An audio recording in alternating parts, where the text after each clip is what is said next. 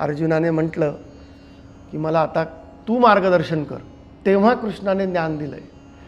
तेव्हा गीतेचं ज्ञान हे प्रासंगिक आहे.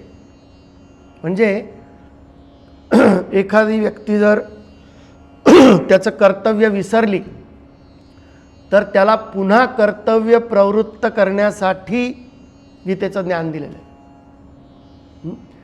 तेव्हा अर्जुन हा निमित्त आहे, जसं वासरू हे निमित्त असतं. पण गीतेचं ज्ञान कुणाला मिळतं किंवा त्याचा आनंद किंवा त्याचा लाभ कोण घेतं? सुधीर भोक्ता. सुधी म्हणजे जे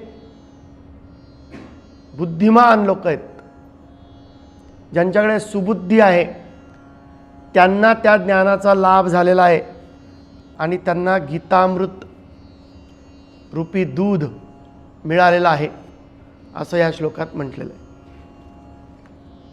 Subscribe Vedanta Yoga Vidya YouTube channel.